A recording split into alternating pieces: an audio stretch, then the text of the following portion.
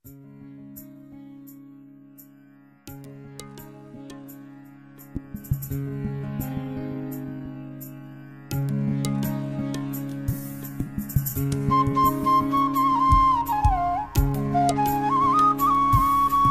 एक गहरा कुआं हूं इस जमीन पर, बेशुमार लड़के लड़कियों के लिए कि उनकी प्यास बुझाता रहूं।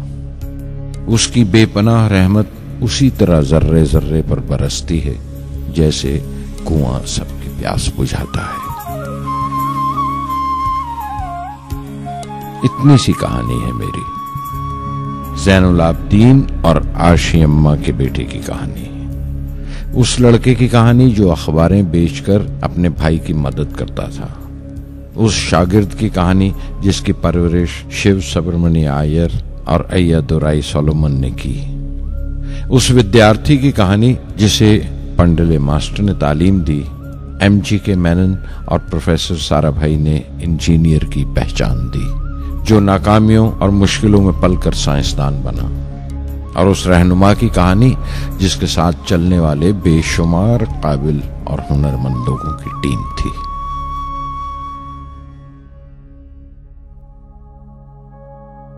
मेरी कहानी मेरे साथ खत्म हो जाएगी, क्योंकि दुनियावी मानों में मेरे पास कोई पूंजी नहीं है। मैंने कुछ हासिल नहीं किया, जमा नहीं किया।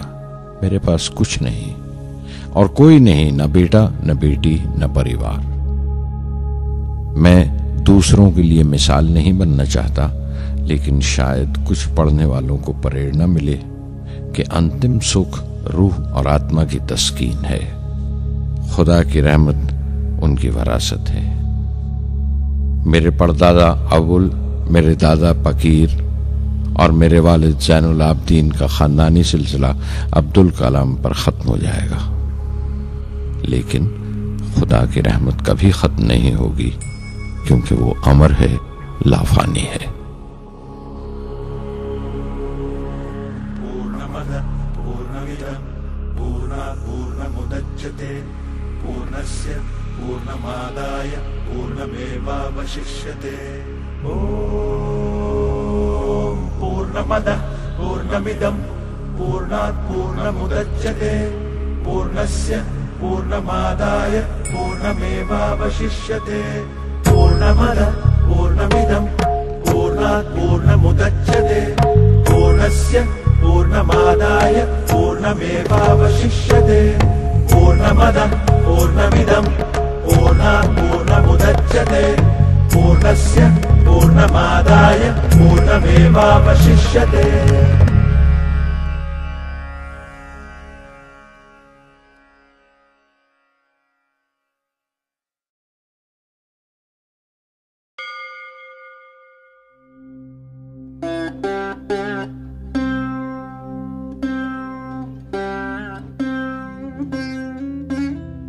मैं शहर रामेश्वरम के एक मिडिल क्लास तमिल खानदान में पैदा हुआ। मेरे अब्बा ज़ैनुल आबदीन के पास न तालीम थी न दौलत, लेकिन इन मजबूरियों के बावजूद एक दानाई थी उनके पास और हौसला था। और मेरी मां जैसी मददगार थी आशी अम्मा। उनकी कई औलादों में एक मैं भी था, बुलंद कामत माँ बाप का एक छोटे से कद वाला मामूली शक्ल सूरत का लड़का। अपने पुश्तैनी मकान में रहते थे हम, जो कभी 19वीं सदी में बना था। काफी वसी और पक्का मकान था रामेश्वरम की मस्जिद स्ट्रीट में। मेरे अब्बा हर तरह के ऐशो आराम से दूर रहते थे, मगर जरूरियात की तमाम चीजें मुयस्सर थीं। सच तो यह है कि मेरा बचपन बड़ा महफूज था, मादी तौर पर भी और जज्बाती तौर पर भी, मटीरियली एंड इमोशनली।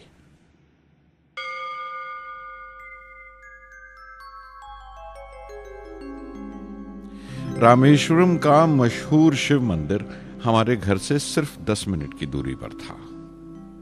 हमारे इलाके में ज्यादा आबादी मुसलमानों की थी, फिर भी काफी हिंदू घराने थे जो बड़े इत्तेफाक से पड़ोस में रहते थे।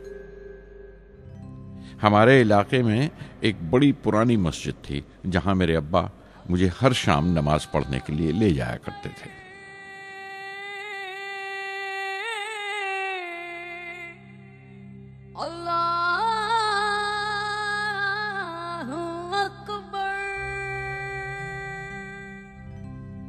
रामेश्वरम मंदिर के बड़े पुरोहित पक्षी लक्ष्मण शास्त्री मेरे अब्बा के पक्के दोस्त थे। मेरी बचपन की यादों में आंकी हुई एक याद ये भी थी कि अपने अपने रवायती लिबास में बैठे हुए वो दोनों कैसे रूहानी मसलों पर देर देर तक बातें करते रहते थे। मेरे अब्बा मुश्किल से मुश्किल रूहानी मामलों को भी तमिल की आम जबान में बयान कर लिया करते थे। एक बार मुझसे कहा था, जब आफत आए तो आफत की वजह समझने की कोशिश करो, मुश्किलें हमेशा खुद को परखने का मौका देती हैं।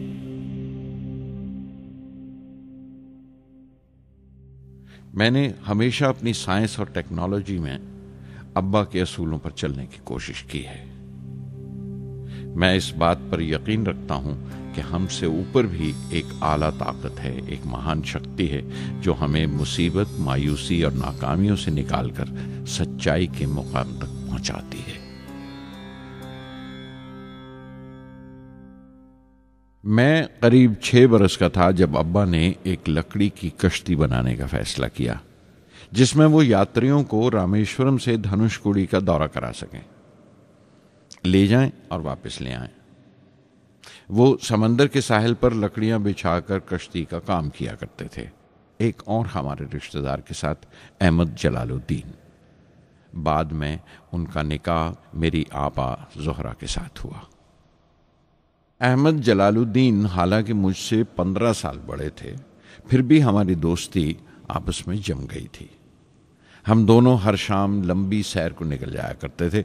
मस्जिद गली से निकलकर हमारा पहला पड़ाव शिव मंदिर हुआ करता था, जिसके गिर्द हम उतनी ही श्रद्धा से परिक्रमा करते थे जिस श्रद्धा से बाहर से आए हुए यात्री। जलालुद्दीन ज्यादा पढ़ लिख नहीं सके उनके घर के हालात की वजह से, लेकिन मैं जिस जमाने की बात कर रहा हूं, उन दिनों हमारे इलाके में सिर्फ वही एक शख्स था जो अंग्रेजी लिखना जानता था। जलालुद्दीन हमेशा तालीम याफ्ता पढ़े लिखे लोगों के बारे में बातें करते थे, साइंस की इजाद, मेडिसिन और उस वक्त के लिटरेचर का जिक्र किया करते थे। एक और शख्स जिसने बचपन में मुझे बहुत मुतासिर किया वो मेरा कजन था, मेरा चचेरा भाई शमसुद्दीन। उसके पास रामेश्वरम में अखबारों का ठेका था और सब काम अकेले ही किया करता था। हर सुबह अखबार रामेश्वरम रेलवे स्टेशन पर ट्रेन से पहुंचता था। सन 1939 में दूसरी आलमगीर जंग शुरू हुई, द सेकेंड वर्ल्ड वॉर। उस वक्त मैं 8 साल का था।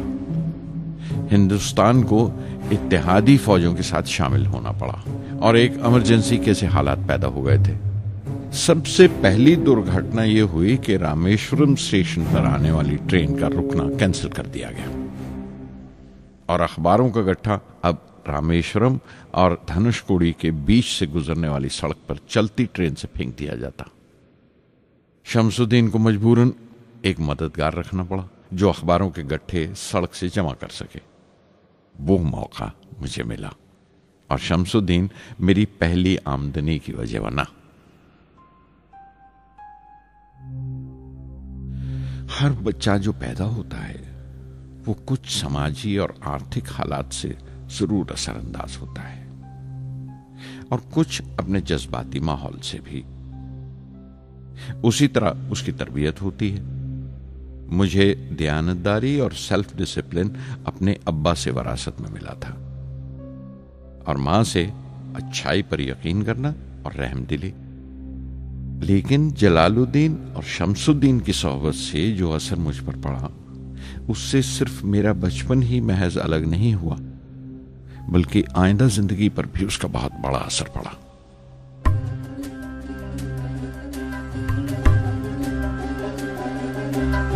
தந்தை மகற்கு ஆற்றும் நன்றி அபயத்து முந்தி இருப்பச்செயல் தந்தை மகற்கு ஆற்றும் நன்றி அபயத்து முந்தி இருப்பச்செயல்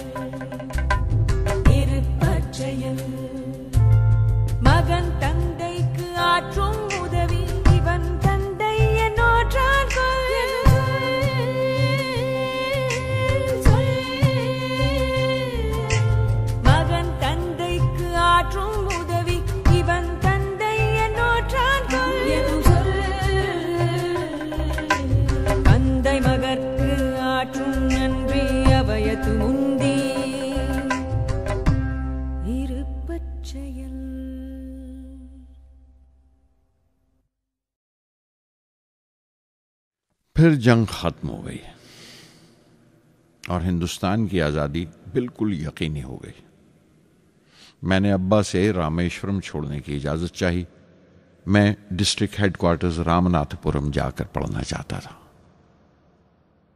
शमसुद्दीन और जलालुद्दीन मेरे साथ रामनाथपुरम तक गए मुझे श्वार्ट्ज हाई स्कूल में दाखिल कराने के लिए। जाने क्यों वो नया माहौल मुझे रास नहीं आया। रामनाथपुरम बड़ा मसरूफ शहर था और करीब 50,000 की आबादी थी, लेकिन रामेश्वरम का सुकून और इत्मीनान कहीं नहीं था। घर बहुत याद आता था और घर लौटने का कोई मौका मैं छोड़ता नहीं था। श्वार्ट्ज हाई स्कूल में दाखिल होने के बाद एक 15 साल लड़के के तमाम शौक जो हो सकते थे मेरे अंदर जाग उठे।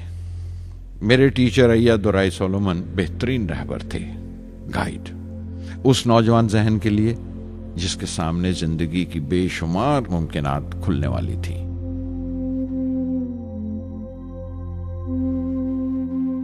रामनाथपुरम के उस अरसे क़याम में उनसे मेरा रिश्ता उस्ताद शागिर्द या गुरु शिष्य से भी आगे निकल गया। अय्यादुराई कहा करते थे, जिंदगी कामयाब होने और नतीजे हासिल करने के लिए 3 ताकतों पर काबू पाना बहुत जरूरी है: ख्वाहिश, यकीन और उम्मीद। अय्यादुराई सोलोमन, जो बाद में रेवरेंड हो गए, कहा करते थे, इससे पहले कि मैं चाहूं कुछ हो जाए, ये जरूरी है कि मेरे अंदर उसकी पूरी शिद्दत से ख्वाहिश हो और यकीन हो कि वो होगा। मैं अपनी जिंदगी से अगर मिसाल दूं तो मुझे बचपन से ही आसमान के इसरार और परिंदों की परवाज हमेशा हैरान करती थी, फैसिनेट करती थी। समंदर में कूंजों और बगलों को ऊंची उड़ाने लगाते देखता था तो उड़ने को जी करता था। मैं एक सादा लोग गांव ही का लड़का तो था, लेकिन मुझे यकीन था कि एक दिन मैं जरूर उन कूंजों की तरह बुलंद उड़ाने लगाऊंगा, बुलंदी पर परवाज करूंगा। और हकीकत यह है कि रामेश्वरम से उड़ने वाला मैं पहला लड़का था।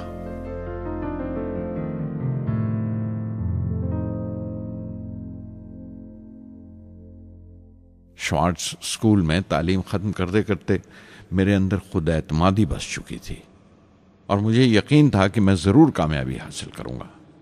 मैं तालीम आगे जारी रखूंगा, उसमें कोई दूसरा ख्याल नहीं था।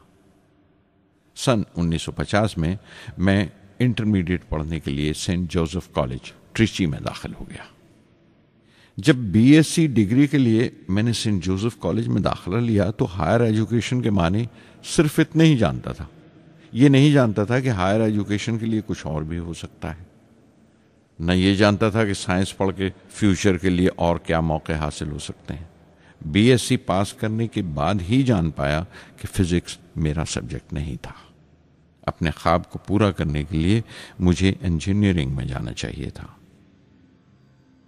पता नहीं क्यों कुछ लोगों का ऐसा ख्याल है कि साइंस आदमी को खुदा से मुनकर कर देती है, लेकिन मेरे लिए तो साइंस एतमाद, विश्वास और रूहानी तस्कीन की वजह रही है। किसी तरह मैं MIT यानी मद्रास इंस्टीट्यूट ऑफ टेक्नोलॉजी के उम्मीदवारों की लिस्ट में तो आ गया, लेकिन उसका दाखला बहुत महंगा था। कम से कम 1,000 रुपए की जरूरत थी और मेरे अब्बा के पास इतने रुपए नहीं थे। उस वक्त मेरी अक्का, मेरी आपा जोहरा ने अपने सोने के कड़े और चेन बेचकर मेरी फीस का इंतजाम किया। मुझ पर उसकी उम्मीद और यकीन देखकर मैं पसीज गया।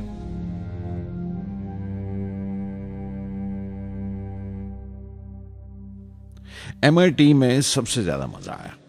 वहां 2 हवाई जहाज रखे देखकर जो उड़ान से बरी कर दिए गए थे, मुझे उनकी तरफ एक अजीब सा खिंचाव महसूस होता था। और जब सब लड़के हॉस्टल लौट जाते थे, मैं कई कई घंटे उनके पास बैठा रहता था। फर्स्ट ईयर मुकम्मल करने के बाद जब मुझे अपने ज्यादा खुसूसी मजमून चुनना थे, यानी अपनी स्पेशल ब्रांच का चुनाव करना था, तो मैंने फॉरेन एरोनॉटिकल इंजीनियरिंग का चुनाव कर लिया। MIT की तालीम के दौरान मुझे 3 टीचर्स ने बहुत मुतासिर किया।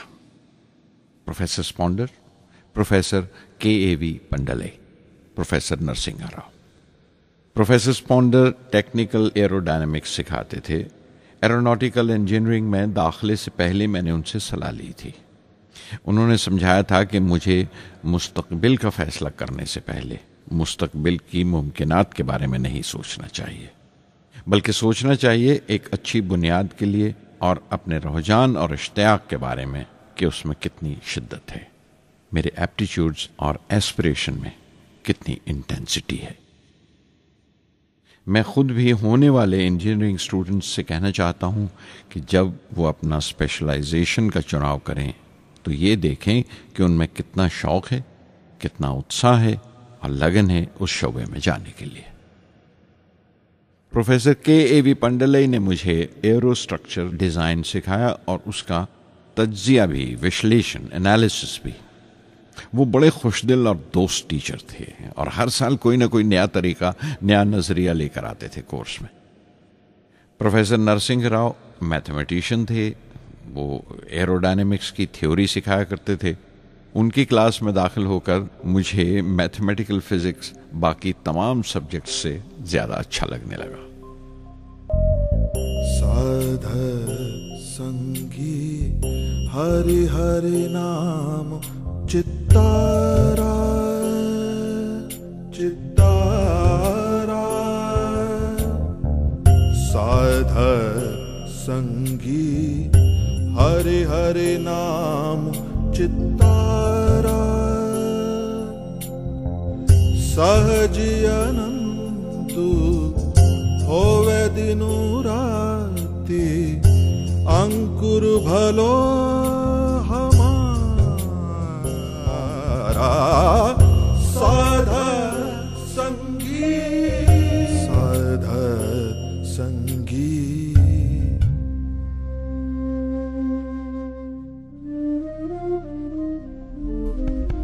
गुरुपुरा भेटियो बड़ भागी, गुरुपुरा भेटियो बड़ भागी, जाको अंतु न पारावारा, अंतु न पारावारा, नानक सरनी गही स्वामी की, पुनः पुनः नमस्कार, साध संगी साध संगी।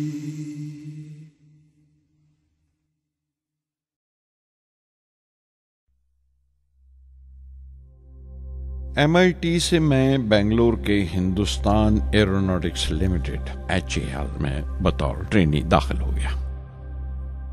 HAL से जब मैं एरोनॉटिकल इंजीनियरिंग ग्रेजुएट बनकर निकला तो जिंदगी ने 2 मौके मेरे सामने खड़े कर दिए और दोनों मेरी परवाज के देरीना ख्वाब पूरे कर सकते थे।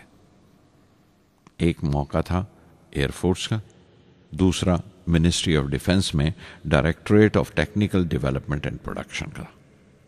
मैंने दोनों में अर्जी भेज दी और बैक वक्त दोनों से इंटरव्यू का बुलावा आ गया।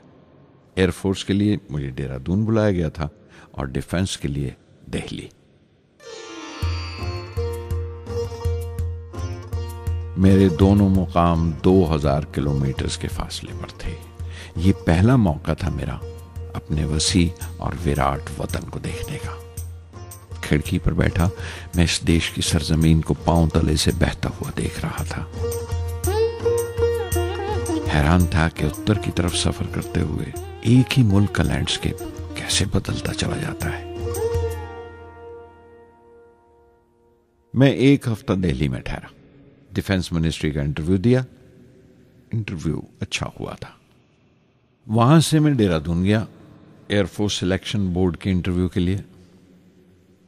25 उम्मीदवारों में मैं 9वें नंबर पर आया। मेरा दिल बैठ गया, बहुत मायूस हुआ। और कई दिन तक अफसोस रहा कि एयरफोर्स में जाने का मौका मेरे हाथ से निकल गया। मैं ऋषिकेश चला गया, दिल पर यह बोझ लेकर कि आने वाले दिन बड़े सख्त होंगे।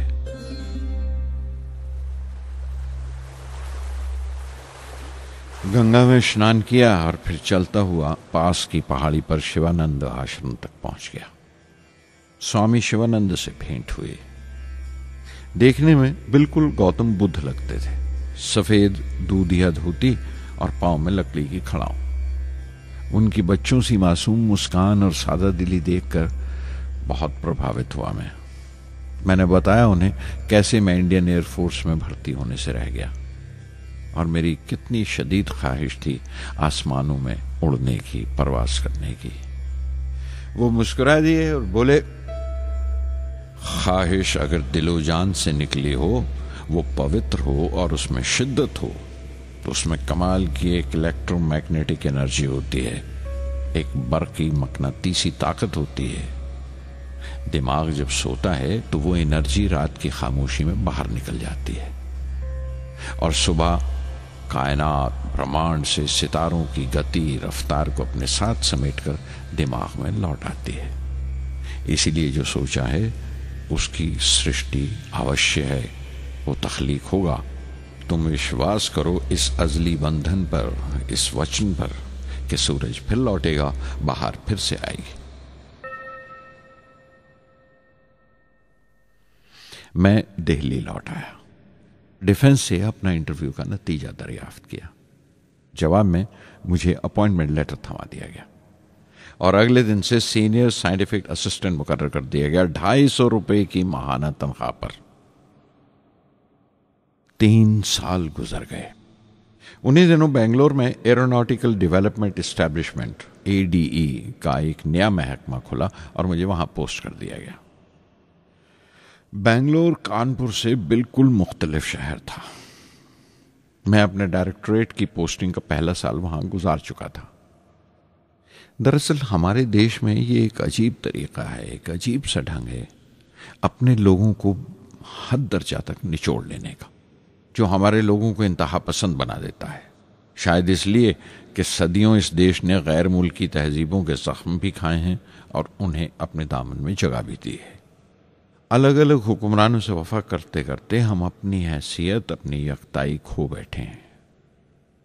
बल्कि हमने एक और ही किस्म की खूबी पैदा कर ली है कि एक ही वक्त में रहम दिल भी हैं और बेरहम भी, हसास भी हैं और बेहिस भी।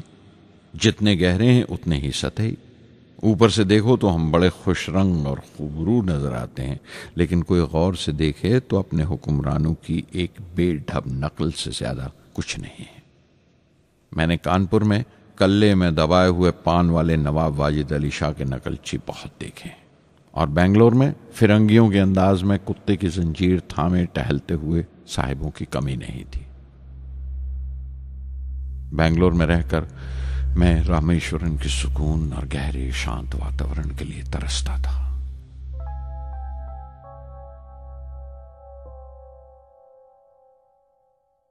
पहले साल तो ADE में कोई ज्यादा काम नहीं था। एक प्रोजेक्ट टीम बनाई थी कि 3 सालों में एक स्वदेशी हॉवरक्राफ्ट तैयार करें और वो वक्त से पहले तैयार हो गया। नंदी उसका नाम रखा गया, शिव की सवारी के आधार पर। उसका डिजाइन हमारी उम्मीद से ज्यादा अच्छा था, लेकिन मैं सख्त मायूस हुआ जब आपसी कंट्रोवर्सीज की बिना पर सारा प्रोजेक्ट बालाए ताक रख दिया गया, बंद कर दिया गया। Professor MGK Menon, Tata institute of fundamental research के डायरेक्टर, एक रोज अचानक ही हमारी जांच पड़ताल को आ पहुंचे। नंदी का जिक्र निकला। मुझसे पूछताछ करते हुए उन्होंने ख्वाहिश जाहिर की एक 10 मिनट की उड़ान के लिए। उसके 1 हफ्ता बाद की बात है, मुझे इनकुस्पार से बुलावा आ गया, the Indian committee for space research. मैं मुंबई चला गया रॉकेट इंजीनियर की पोस्ट के लिए इंटरव्यू देने। मेरा इंटरव्यू लेने वाले डॉक्टर विक्रम साराभाई और प्रोफेसर MGK मेनन के अलावा मिस्टर सराफ थे, जो उस वक्त एटॉमिक एनर्जी कमीशन के डिप्यूटी सेक्रेटरी के ओहदे पर थे। डॉक्टर साराभाई की गर्मजोशी ने पहली ही मुलाकात में मेरा दिल मोह लिया। अगले ही दिन मुझे खबर मिल गई कि मैं चुन लिया गया। मुझे इनकोस्पार में रॉकेट इंजीनियर की हैसियत से शामिल कर लिया गया था। सन 1962 के देरीना हिस्से में कहीं इनकोस्पार ने थुम्बा में इक्वेटोरियल रॉकेट लॉन्चिंग स्टेशन बनाने का फैसला किया। थुम्बा केरला में त्रिवेंद्रम से परे एक दूर दराज के ऊंगते से गांव का नाम है। हिंदुस्तान में यह मॉडर्न रॉकेट बेस्ड रिसर्च की एक दबी सी इब्तदा थी, हल्की सी शुरुआत। उसके फौरन बाद ही मुझे 6 माह के लिए अमेरिका भेज दिया गया, नासा में रॉकेट लॉन्चिंग की ट्रेनिंग के लिए। जाने से पहले मैं थोड़ा सा वक्त निकालकर रामेश्वरम गया।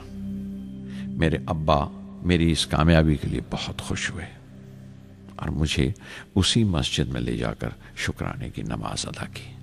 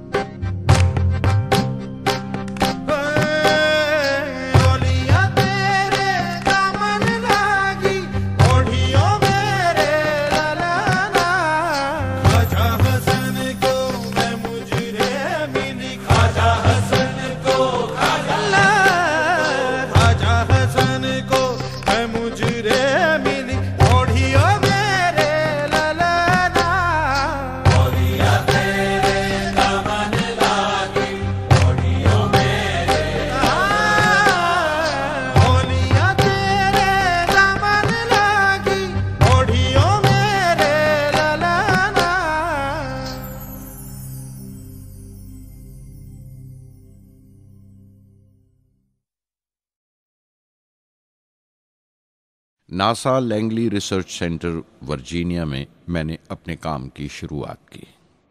बाद में Goddard space flight centre Maryland चला गया। मैं अपना इंप्रेशंस अमेरिकन्स के बारे में बेंजामिन फ्रैंकलिन के इस जुमले से बयान कर सकता हूं, जिन बातों से तकलीफ होती है उनसे तालीम भी मिलती है। हिंदुस्तानी तंजीमों में, यहां की ऑर्गेनाइजेशंस में एक बड़ी मुश्किल है। जो ऊपर हैं वो बड़े मगरूर हैं। अपने से छोटों की, जूनियर्स और सबऑर्डिनेट्स की राय लेना अपनी हतक समझते हैं। कोई शख्स भी अपनी खूबी दिखा नहीं सकता अगर आप उसे मलामत ही करते रहें। उसूल और पाबंदी, पाबंदी और सख्ती, सख्ती और जुल्म के बीच की लाइन बड़ी महीन है, बारीक है। उसकी पहचान बहुत जरूरी है। मैं जैसे ही नासा से लौटा, फौरन बाद हिंदुस्तान का पहला रॉकेट लॉन्च वाक़या हुआ, 21 नवंबर सन 1963। वो साउंडिंग रॉकेट था, नाम नाइकी अपेची। नाइकी अपेची की कामयाबी के बाद प्रोफेसर साराभाई ने अपनी आरजू, अपने ख्वाब का इजहार किया। एक Indian satellite launch vehicle ISLV का सपना। हिंदुस्तानी रॉकेट का ख्वाब 20वीं सदी में एक तरह से 18वीं सदी का ख्वाब भी कहला सकता है, जो टीपू सुल्तान ने देखा था। टीपू सुल्तान की फौज में 27 ब्रिगेड थे जो खुशून कहलाते थे, और हर एक ब्रिगेड में एक दस्ता था रॉकेटमैन का जो साथ रहा करता था और जुर्क्स कहलाता था। जब टीपू सुल्तान मारा गया तो अंग्रेजों ने 700 रॉकेट्स और 900 रॉकेट के सब सिस्टम्स बरामद किए 1799 में तिरुकन्नाहल्ली की जंग के बाद। वो रॉकेट्स विलियम कॉन्गरीव ने इंग्लैंड भिजवा दिए जांच पड़ताल के लिए, उसकी तकनीक समझने के लिए, जिसे आज की साइंसी जबान में हम रिवर्स इंजीनियरिंग कहते हैं। टीपू सुल्तान की मौत के साथ उस ख्वाब की भी मौत हो गई, कम से कम 150 साल के लिए। पंडित जवाहरलाल नेहरू की बदौलत वो रॉकेटरी का ख्वाब एक बार फिर हिंदुस्तान में जिंदा हुआ। प्रोफेसर साराभाई ने उस ख्वाब को हकीकत बनाने की जिम्मेदारी अपने सर ले ली। बहुत से तंग नजर लोगों को एतराज था इस बात पर कि इस मुल्क में जहां लोगों को 2 वक्त की रोटी नसीब नहीं होती, वहां इन स्पेस उड़ानों को, इन खलाई तहरीकों को क्यों तरजीह दी जा रही है। लेकिन प्रधानमंत्री पंडित नेहरू और प्रोफेसर साराभाई के नजरिए में किसी किस्म का मुबालगा नहीं था। उनके नजरिए बिल्कुल साफ थे कि अगर दुनिया के मुल्कों में और दुनिया के मसलों में कोई हिस्सा लेना है, शिरकत करनी है, हिंदुस्तान को कोई हैसियत हासिल करनी है, तो साइंस और टेक्नोलॉजी की तरक्की और खुद मुख्तारी, सेल्फ रिलायंस अशद जरूरी है। और उनका मकसद ताकत का मुजाहिरा हरगिज नहीं था।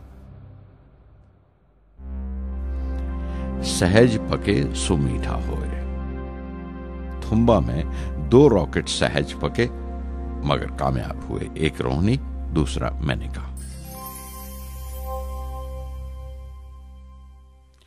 अगला साल लगा ही था जब प्रोफेसर साराभाई ने मुझे दिल्ली बुला भेजा। एक मीटिंग थी और मीटिंग में ग्रुप कैप्टन वीएस नारायणन से मेरा तारुफ कराया गया, जो एयर हेडक्वार्टर्स से थे। प्रोफेसर साराभाई ने रेटो तैयार करने का इरादा जाहिर किया, rocket assisted take off system, एक मिलिट्री एयरक्राफ्ट जो रॉकेट की मदद से उड़ाया जा सके बड़ी छोटी सी जगह में। शाम तक यह खबर भी आम हो गई कि हिंदुस्तान एक खुद साख्ता मिलिट्री एयरक्राफ्ट तैयार कर रहा है और मैं उस प्रोजेक्ट का मुख्तार हूं, जिम्मेदार हूं। मैं कई तरह के जज्बात से भर गया, खुश भी था, शुक्रगुजार भी, खुशकिस्मत भी, और एक एहसास हुआ तकमील का, फुलफिलमेंट का। 19वीं सदी के एक शायर की ये सत्रें बहुत याद आई। हर दिन के लिए तैयार रहो, हर दिन को एक तरह ही मिलो। जब ओखली हो बर्दाश्त करो, जब दस्ता हो तो वार करो। रेटो पे काम करते हुए 2 अहम वाकयात हुए। पहला तो यह था कि अपने देश में पहली बार स्पेस रिसर्च का 10 साला प्रोग्राम तैयार हुआ, जिसके ऑथर थे प्रोफेसर साराभाई। मेरे लिए वो एक ऐसा रूमानी मैनिफेस्टो था जैसे स्पेस से इश्क करने वाले किसी शायर की रूमानी नज्म हो, जैसे कोई अपने देश के आसमान से इश्क करने लगा हो। और दूसरा वाकया मिनिस्ट्री ऑफ डिफेंस में मिसाइल पैनल का तैयार होना। नारायणन और मैं, हम दोनों उस पैनल के मेंबर थे। उस वक्त तक भविष्य की आने वाली SLV सैटेलाइट लॉन्च व्हीकल का नाक नक्शा भी तैयार हो चुका था। प्रोफेसर साराभाई अपने देरीना ख्वाब को ताबीर देने के लिए कुछ और साथियों का चुनाव कर चुके थे। मैं खुद को खुशकिस्मत समझता हूं कि मुझे उस प्रोजेक्ट का लीडर चुना गया।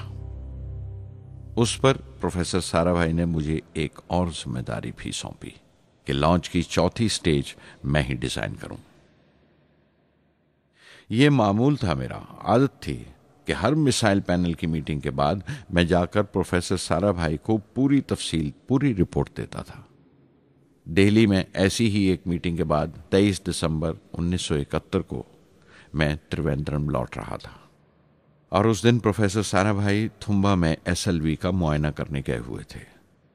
दिल्ली एयरपोर्ट के लाउंज से मैंने उन्हें फोन किया, पैनल मीटिंग की तफसील बताई। प्रोफेसर साराभाई ने मुझे कहा कि मैं त्रिवेंद्रम एयरपोर्ट पर उनका इंतजार करूं। मैं जब त्रिवेंद्रम पहुंचा तो फिजा में एक मातम बिछा हुआ था। मुझे खबर दी गई कि प्रोफेसर साराभाई नहीं रहे। चंद घंटे पहले दिल का दौरा पड़ने से उनका इंतकाल हो गया। मैं थर्रा के रह गया। चंद घंटे पहले ही तो मैंने उनसे बात की थी। मेरे लिए वो बहुत बड़ा सदमा था। प्रोफेसर साराभाई मेरी नजर में इंडियन साइंस के राष्ट्रपिता हैं, जैसे राष्ट्र के पिता महात्मा गांधी हैं। उन्होंने अपनी टीम से रहनुमा पैदा किए और खुद अपने अमल से उनके लिए मिसाल साबित हुए।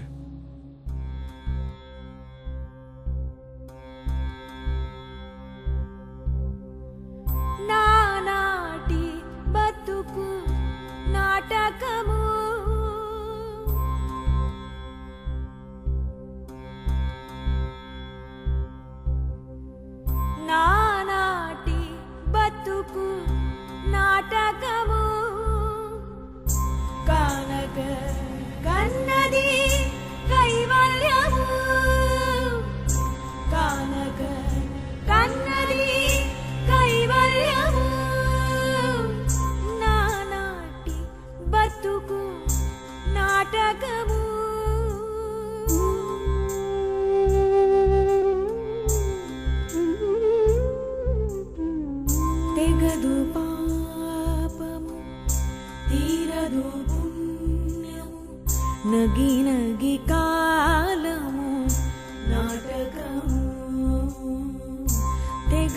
పాపము తీరదు పుణ్యము నగి నగి కాలము నాటకము యగువన శ్రీ వెంకటేశ్వరుడేలికే యగువన శ్రీ వెంకటేశ్వరుడేలికే గగనము నీతిది కైవల్యము గగనము నీతిది కైవల్యము కైవల్యము.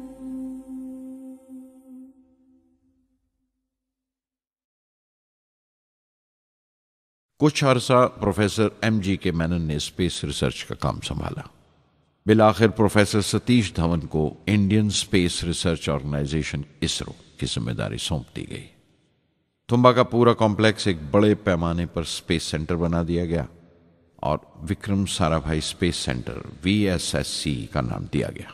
जिसने वो सेंटर कायम किया था उसी के नाम से उस जगह की श्रद्धांजलि पेश की गई। मशहूर मेटलर्जिस्ट डॉक्टर ब्रह्म प्रकाश VSSC के पहले डायरेक्टर मुकर्रर हुए। कोई भी शख्स अपनी जिम्मेवारी में तभी कामयाब हो सकता है अगर वो बारसूख हो, मोतबर हो और अपने फैसलों के लिए उसे सही हद तक आजादी हो। शायद निजी जिंदगी में भी तसल्ली का यही एक रास्ता है। आजादी और जिम्मेवारी एक साथ हो तभी वो तस्कीन और खुशी का बायस हो सकती है। और जाती आजादी हासिल करने के लिए मैं 2 रास्ते तजवीज कर सकता था जो मैंने इख्तियार किए। पहला तो ये कि अपनी तालीम और तरबियत को बढ़ावा दो। इल्म, नॉलेज बड़ा कारामद हथियार है, बहुत काम आता है। इल्म जितना ज्यादा होगा उतनी ज्यादा आजादी के हकदार होगे। इल्म वो पूंजी है जो कोई छीन नहीं सकता। टीम की रहनुमाई तभी मुमकिन है अगर आपकी जानकारी मुकम्मल हो, अप टू डेट हो। कामयाब रहनुमा बनने के लिए जरूरी है कि दिन का काम जब खत्म हो आप पिछले काम का जायजा लें, अगले दिन के काम की तैयारी करें। दूसरा तरीका यह है कि अपने काम को अपना फख्र समझें, गर्व समझें और जरूरी है कि अपने अंदर की शक्ति की सही जानकारी हो। जो करो उस पर यकीन रखो या जिस पर यकीन हो वही करो, वरना दूसरों के ईमान का शिकार बनते रहोगे। SLV प्रोजेक्ट के पहले 3 सालों में साइंस के बहुत से नए नए इसरार खुले और आहिस्ता आहिस्ता साइंस और टेक्नोलॉजी का फर्क समझ आने लगा। रिसर्च और अमल, डेवलपमेंट का फासला पता चलने लगा। किसी भी ईजाद में गलतियां होना लाजमी है, लेकिन हर गलती कामयाबी की तरफ एक और कदम उठाती है, एक और सीढ़ी बन जाती है। किसी भी तख्लीक की तरह SLV-3 की तख्लीक भी कई दर्दनाक लम्हों से गुजरी। एक रोज जब मैं और मेरे तमाम साथी अपने कामों में पूरी तरह डूबे हुए थे, मेरे घर से एक मौत की इत्तला पहुंची।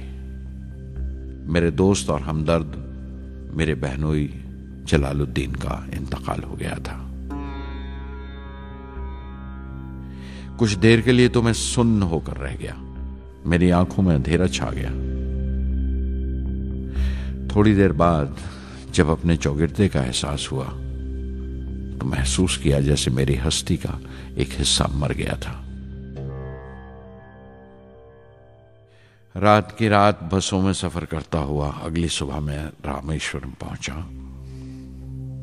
जोहरा को क्या तसल्ली देता और क्या सब्र देता अपनी भांजी महबूबा को जो रो रो कर हलकान हो रही थी। मेरी आंखों के सोते पहले ही सूख चुके थे। थुम्बा लौटकर बहुत दिनों तक सारा कामकाज, सारी मसरूफियत बेमानी लगने लगी। बहुत दिनों तक बहुत मलाल लगा, सब बेमानी लगता था। प्रोफेसर धवन देर देर तक हौसला देते थे, कहते SLV पर जैसे जैसे काम आगे बढ़ेगा मुझे सब्र महसूस होगा और ये मायूसी कम होते होते गुजर जाएगी।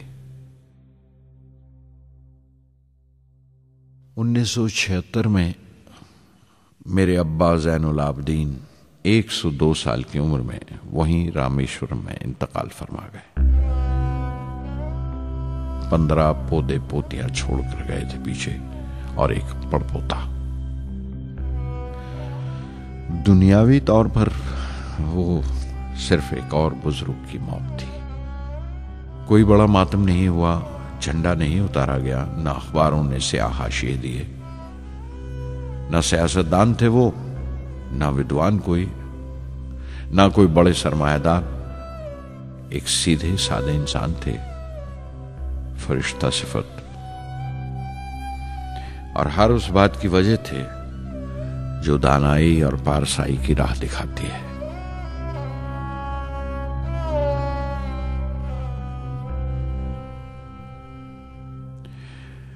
मैं बहुत देर तक अपनी मां के पास बैठा रहा, चुपचाप। और जब उठा थुम्बा लौटने के लिए तो उसने रुंधे गले से दुआएं दी मुझे।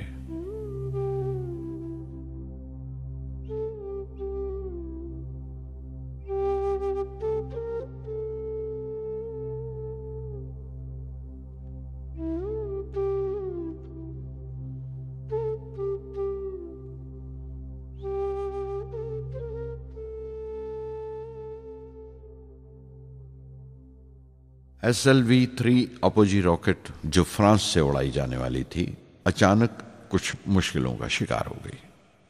मुझे फौरन फ्रांस जाना पड़ा। मैं रवाना होने ही वाला था कि मेरी मां की मौत की खबर पहुंची। यके बाद दीगरे 3 मौतें हो गई मेरे घर में। उस वक्त मुझे अपने काम में पूरे ध्यान की जरूरत थी। 100% लगन से काम करने की ख्वाहिश किसी और लगन की गुंजाइश नहीं छोड़ती। मुकम्मल नीति और पूरी लगन से SLV-3 का ख्वाब 1979 के दरमियान में जाकर पूरा हुआ। हमने SLV-3 की परवाज का दिन 10 अगस्त 1979 तय किया था। 23 मीटर लंबा 4 स्टेजेस का यह रॉकेट 17 टन का वजन लेकर 7:58 पर बड़ी कजदाई से उड़ा और खला की तरफ रवाना हुआ।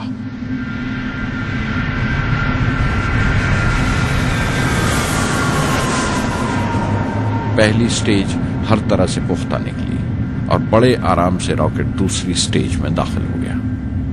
हम सब दम खुद रह गए, सांस रोके बैठे थे। हमारे बरसों का ख्वाब आसमान की तरफ सफर कर रहा था। अचानक हमारे ख्वाब में दरार आई, हमारा सुकूत टूटा, हमारी खामोशी टूटी।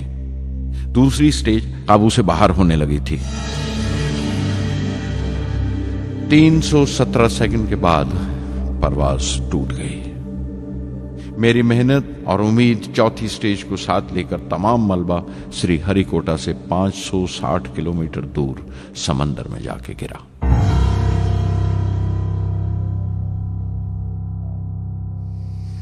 इस हादसे से हम सबको सख्त सदमा पहुंचा। मैं गम और गुस्से से भर गया, नुचड़ गया, बिल्कुल जिस्मानी तौर पर भी और जहनी तौर पर भी। मैं सीधा अपने कमरे में गया और बिस्तर में धंस गया। मैंने अपने कंधे पर एक दिलासे का हाथ महसूस किया तो आंख खोली। दोपहर ढल चुकी थी, शाम करीब थी। डॉक्टर ब्रह्म प्रकाश मेरे सराहने बैठे थे।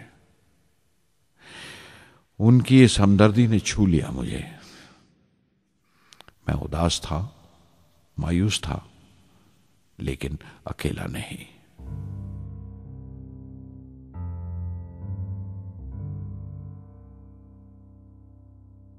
हर शख्स तकनीकी जमा तफरीक और बहस मुबासे के बाद मुतमईन हो चुका था, संतुष्ट हो चुका था, लेकिन मुझे इत्मीनान न आया और मुसलसल बेचैन रहा।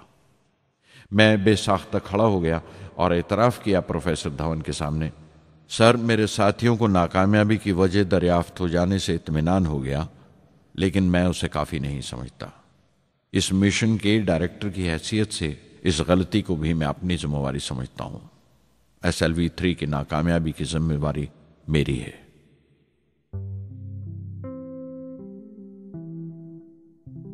साइंस का काम कमाल दर्जा उत्साह भी देता है, खुशी भी और उतनी ही गहरी मायूसी भी। इस तरह के वाकयात सोच सोचकर मैं दिल को ढारस देता रहा। यह ख्याल कि इंसान चांद पर उतर सकता है सबसे पहले एक रूसी साइंटिस्ट ने सोचा था। उसे हकीकत बनने में 40 साल गुजर गए जब अमेरिका ने उसे पूरा किया। प्रोफेसर चंद्रशेखर ने चंद्रशेखर लिमिट का आविष्कार किया था 1930 में, जब कैम्ब्रिज में पढ़ रहे थे। लेकिन 50 साल बाद उन्हें उसी डिस्कवरी पर नोबेल प्राइज मिला। वॉन ब्रॉन अपनी सैटर्न लॉन्च व्हीकल से आदमी को चांद पर उतारने से पहले कितनी सारी नाकामियों से गुजरे होंगे। पहाड़ की चोटी पर उतरने से पहाड़ पर चढ़ने का तजुर्बा नहीं मिलता। जिंदगी पहाड़ की चढ़ानों पर मिलती है, चोटी पर नहीं। चढ़ानों पर ही तजुर्बे मिलते हैं और जिंदगी मंचती है और टेक्नोलॉजी तरक्की करती है। चोटी पर पहुंचने की कोशिश ही में चढ़ानों का इल्म हासिल होता है। मैं एक एक कदम चलता रहा, चढ़ता रहा चोटी की तरफ।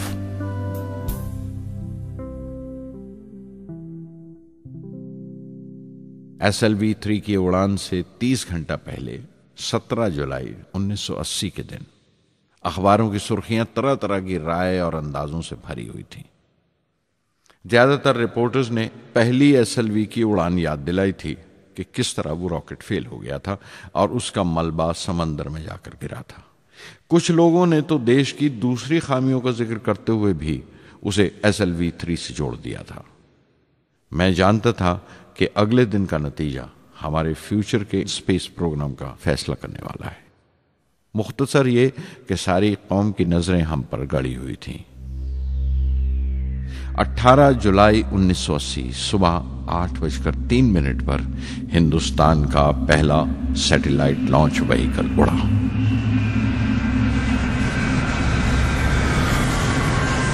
मैंने रोहिणी सैटेलाइट का तमाम डेटा कंप्यूटर पर जांचा। अगले 2 मिनट के अंदर अंदर रोहिणी अंतरिक्ष में था।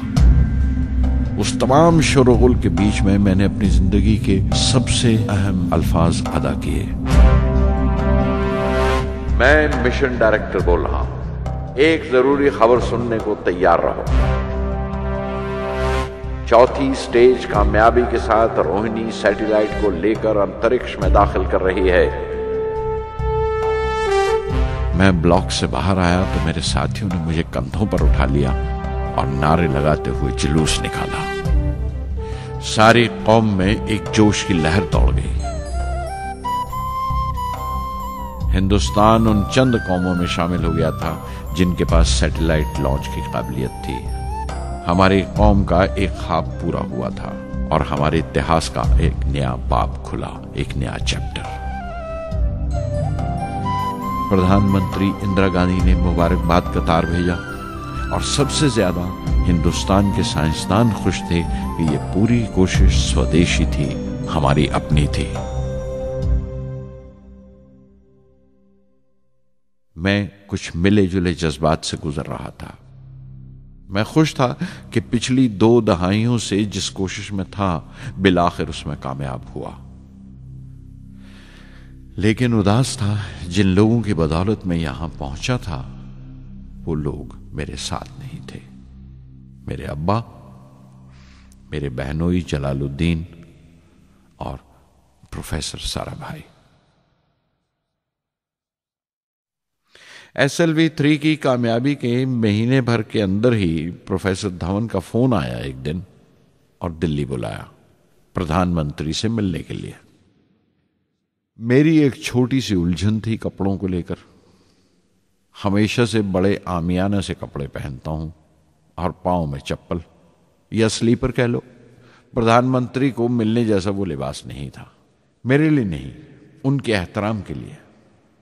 सुना तो प्रोफेसर धवन बोले, कपड़ों की फिक्र मत करो, तुमने जो शानदार कामयाबी पहन रखी है वो काफी है। रिपब्लिक डे 1981 मेरे लिए एक बड़ी खुशखबरी लेकर आया कि मुझे पद्म भूषण से नवाजा गया है। मैंने अपने कमरे को बिस्मिल्लाह खां की शहनाई से भर लिया। शहनाई की गूंज मुझे कहीं और ही ले गई। मैं रामेश्वरम पहुंच गया, मां के गले लगा। अब्बा ने मेरे बालों को उंगलियों से सहलाया और मेरा दोस्त, मेरा रफीक जलालुद्दीन मस्जिद गली में जमा हुए लोगों में मेरे इनाम का ऐलान कर रहा था। मेरी बहन जोहरा ने मीठा बनाया घर में। पक्षी लक्ष्मण शास्त्री ने मेरे माथे पर तिलक लगाया।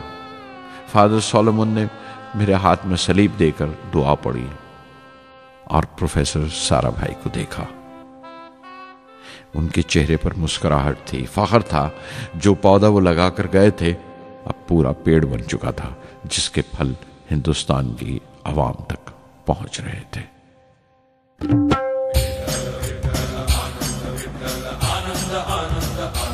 ओ आनंदाचे डोही आनंद तरंग, आनंदाचे डोही आनंद तरंग, आनंदाची अंग, आनंदाचे आनंदाची अंग, आनंदाचे आनंदाचे डोही आनंद तरंग, आनंदाचे डोही आनंद तरंग।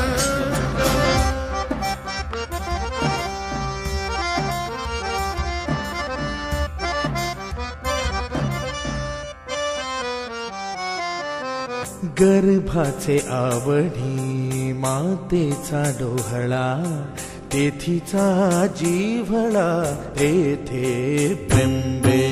गर्भाचे आवडी मातेचा डोहळा, तेथीचा जीवळा तेथे बिंबे। तुका म्हणे तैसा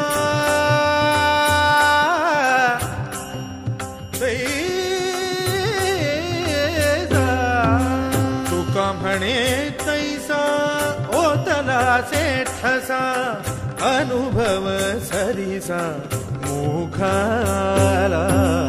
आनंदाचे डोही आनंद तरंग, आनंदाची अंग, आनंदाचे आनंदाचे डोही आनंद तरंग।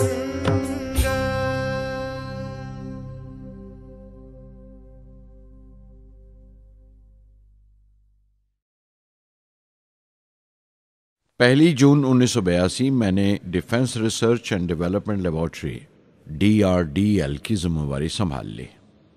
उस वक्त के defence minister Shri R Venkataraman ने जब मशवरा दिया कि बजाय दर्जा बदर्जा मिसाइल तैयार करने के हमें मुकम्मल अपनी मिसाइल तैयार करने का प्रोग्राम बनाना चाहिए, तो हमें अपने कानों पर यकीन नहीं आया और देखते देखते ही वो प्रोजेक्ट एक मुकम्मल मिसाइल का प्रोग्राम बन गया, जिसके नतीजे आइंदा बहुत दूर तक पहुंचे। हर एक प्रोजेक्ट का नाम हिंदुस्तान की खुद मुख्तारी, सेल्फ रिलायंस का सबूत था। सरफेस टू सरफेस मिसाइल का नाम पृथ्वी रखा गया, टैक्टिकल कोर व्हीकल को त्रिशूल का नाम दिया गया, surface to air defence system Akash कहलाया, एंटी टैंक मिसाइल प्रोजेक्ट को नाग के नाम से पुकारा गया और मेरे देरीना ख्वाब रेक्स को यानी re entry experiment launch vehicle को मैंने अग्नि का नाम दिया। मिसाइल टेक्नोलॉजी का हुनर दुनिया की कुछ चुनी हुई कौमों के पास ही था। वो बड़े ताज्जुब से हमारी तरफ देख रहे थे कि हम क्या करने जा रहे हैं और कैसे करेंगे। हम एक मीटिंग में बैठे हुए अपने मकसद को पूरा करने के लिए 1984 की निशानदेही कर रहे थे जब डॉक्टर ब्रह्म प्रकाश की मौत की खबर आई।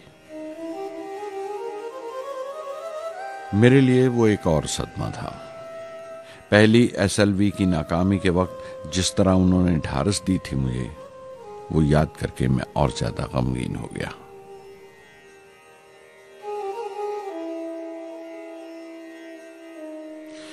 प्रोफेसर साराभाई अगर VSSC के निर्माता थे, बनाने वाले थे, तो डॉक्टर ब्रह्म प्रकाश उसके आमिल थे, एग्जीक्यूटर थे।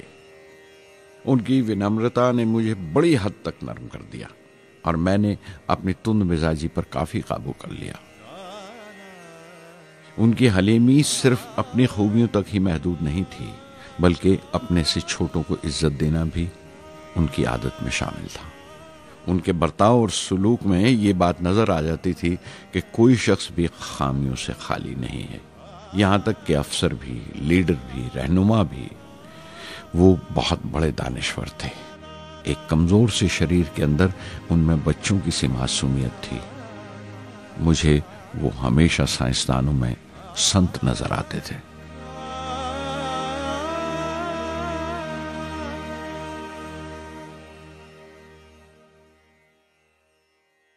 पृथ्वी का काम अपनी तकमील को पहुंच रहा था जब हम 1988 में दाखिल हुए। 25 फरवरी 1988 सुबह 11:23 पर पृथ्वी की पहली परवाज वाक़ हुई। हमारे मुल्क में वो एक ऐतिहासिक मौका था। पृथ्वी सिर्फ एक सरफेस टू सरफेस मिसाइल ही नहीं, बल्कि आइंदा आने वाली तमाम किस्म की मिसाइल का बुनियादी नक्शा भी था। फ्यूचर का मॉड्यूल था वो। पृथ्वी ने हमारे आस पड़ोस के मुल्कों को दहला दिया।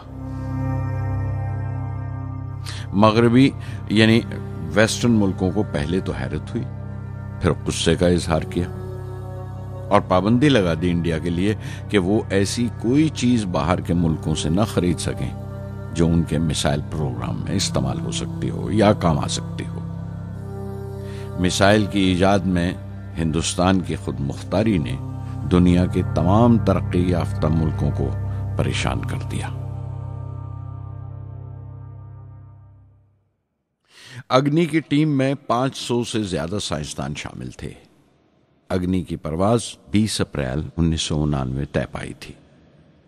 लॉन्च की तमाम तैयारियां मुकम्मल हो चुकी थीं और हिफाजत के लिए यह फैसला किया गया था कि लॉन्च के वक्त आसपास के तमाम गांव खाली करा दिए जाएं। अखबारात और दूसरी मीडिया ने इस बात को बहुत उछाला। 20 अप्रैल पहुंचते पहुंचते तमाम मुल्क की नजरें हम पर टिकी हुई थीं।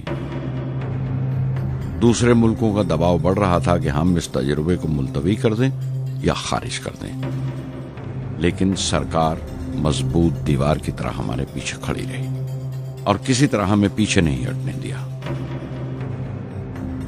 परवाज से सिर्फ 14 सेकंड्स पहले हमें कंप्यूटर ने रुकने का इशारा किया। किसी एक पुर्जे में कोई खामी थी, वो फौरन ठीक कर दी गई, लेकिन उसी वक्त डाउन रेंज स्टेशन ने रुकने का हुक्म दिया। चंद सेकंड्स में कई रुकावटें सामने आ गईं और परवाज मुलतवी कर दी गई। अखबारात ने आस्तीनें चढ़ा ली। हर बयान ने अपनी अपनी तरह की वजूहात निकाल ली। कार्टूनिस्ट सुधीर दार ने एक कार्टून शाया किया जिसमें एक खरीदार कुछ सामान दुकानदार को वापस करते हुए कह रहा था, अग्नि की तरह वो भी नहीं चली। एक कार्टून में दिखाया गया कि साइंसदान कह रहा है, सब ठीक था, स्विच बटन नहीं चला। हिंदुस्तान टाइम्स के कार्टून में एक नेता रिपोर्टर को समझा रहा है, डरने की कोई बात नहीं, ये बड़ी अमन पसंद अहिंसावाद की मिसाइल है, इससे कोई मरेगा नहीं।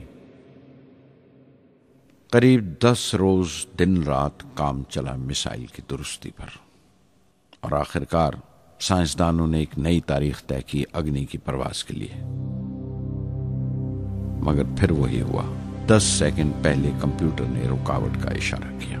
पता चला एक पुर्जा काम नहीं कर रहा है। परवाज फिर मुलतवी कर दी गई। ऐसी बात किसी भी साइंसी तजुर्बे में हो जाना आम बात है। गैर मुल्कों में भी बहुत बार होता है, लेकिन उम्मीद से भरी हुई कौम हमारी मुश्किलें समझने को तैयार नहीं थी।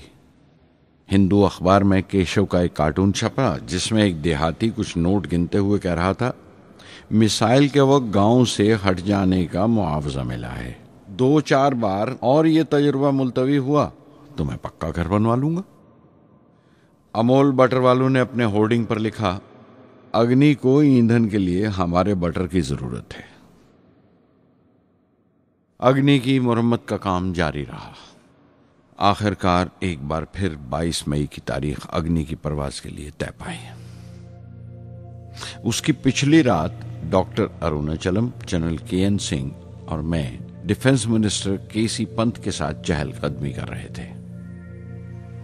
पूरे चांद की रात थी, हाई टाइड का वक्त था और लहरें गरज गरज कर खुदा की अजमत का नाम ले रही थी। कल अग्नि की परवाज कामयाब होगी या नहीं, बार बार यही सवाल हमारे दिमाग में गूंज रहा था।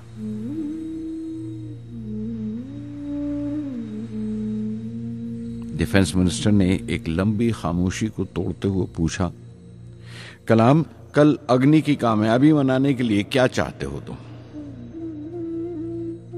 मैं क्या चाहता था? क्या था जो नहीं था मेरे पास? अपनी खुशी के इजहार के लिए मुझे क्या करना चाहिए?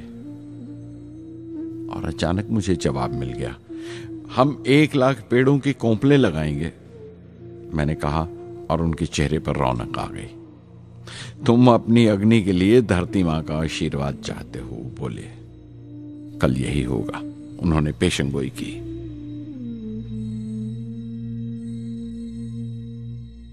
अगले दिन सुबह 7:10 पर अग्नि लॉन्च हुई।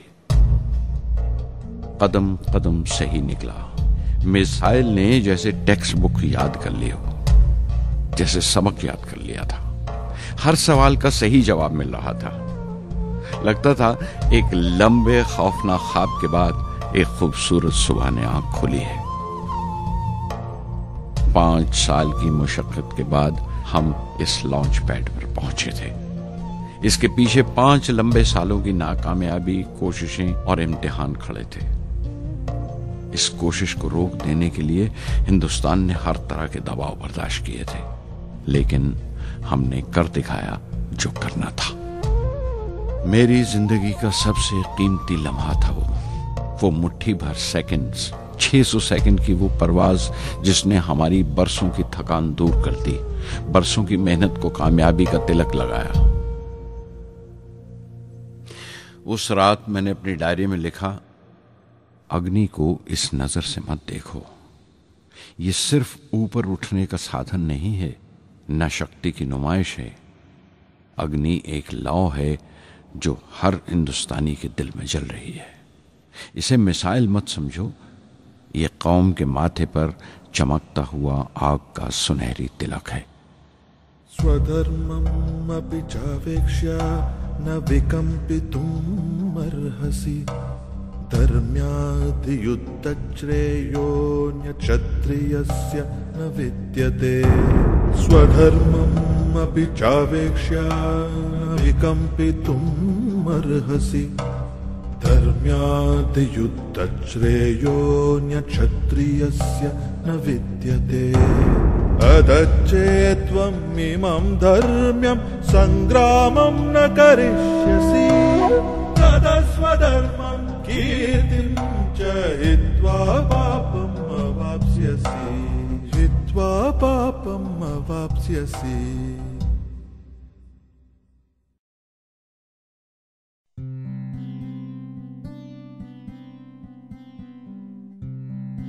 $1990 के रिपब्लिक डे पर देश ने मिसाइल प्रोग्राम की कामयाबी का जश्न मनाया। मुझे पद्म विभूषण से नवाजा गया और डॉक्टर अरुणाचलम को भी। 10 साल पहले पद्म भूषण की यादें एक बार फिर हरी हो गईं। रहन सहन मेरा अब भी वैसा ही था जैसा तब था। 10 बाय 12 का एक कमरा किताबों से भरा हुआ और कुछ जरूरत का फर्नीचर जो किराए पर लिया था। फर्क इतना ही था कि तब यह कमरा त्रिवेंद्रम में था, अब हैदराबाद में। वेटर मेरा नाश्ता लेकर आया, इडली और छाछ, और आंखों में एक खामोश मुस्कुराहट, मुबारकबाद की। मैं अपने हमवतनों की इस नवाजिश से छलक गया।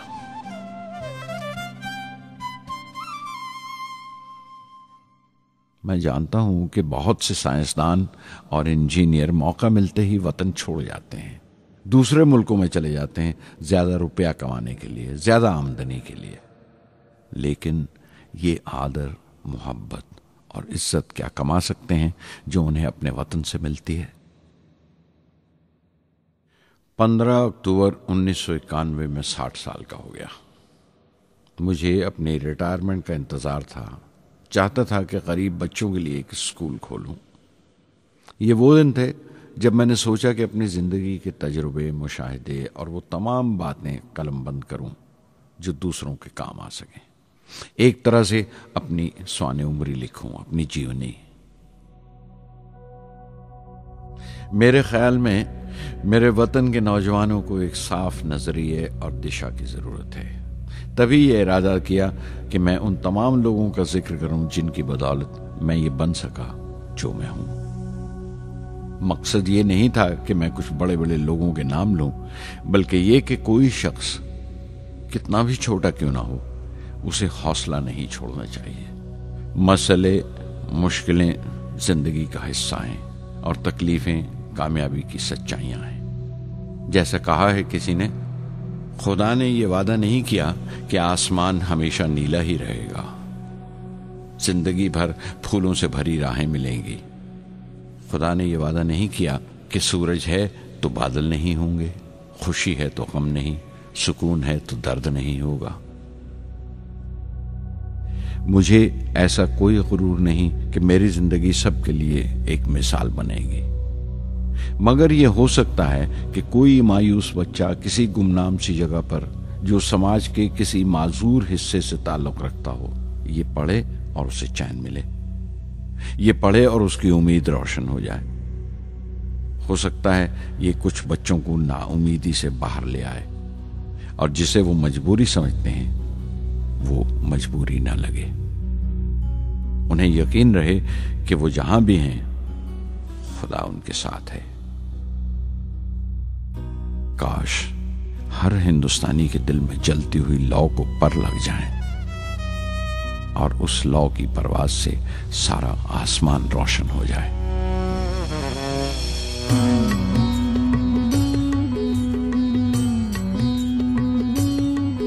ये ज़मीं मेरी, मेरा आसमां, बड़ा खूबसूरत है जहां।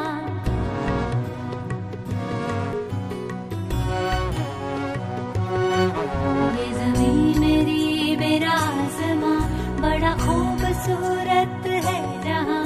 मेरी जिंदगी परवाज़ है, वो फिजा मेरी, मैं उड़ूं जहां। मेरी जिंदगी परवाज़ है, वो फिजा मेरी, मैं उड़ूं जहां। ये ज़मीं मेरी, मेरा आसमां, बड़ा खूबसूरत है जहां। कभी धूप लेप के आसमां हमने सुनहरी कर लिया। कभी धूप लेप के आसमां हमने सुनहरी कर लिया। फिर धूप बांध के पाँव में हम उड़े हैं ठंडी हवाओं में। ज़मीं मेरी, मेरा आसमां, बड़ा खूबसूरत है जहां। कभी वक्त उठा के सरों पे हम और आग लेके परों पे हम। कभी वक्त उठा के सरों पे हम और आग लेके परों पे हम। कभी छानी खाली खला कहीं, हम उड़े जहाँ पे हवा नहीं। ज़मीं मेरी, मेरा आसमां, बड़ा खूबसूरत है जहाँ। मेरी जिंदगी परवाज़ है, मेरी जिंदगी परवाज़ है, वो फिजा मेरी, मैं उड़ूं जहाँ। ये ज़मीं मेरी, मेरा आसमां, बड़ा खूबसूरत है जहाँ। ये ज़मीं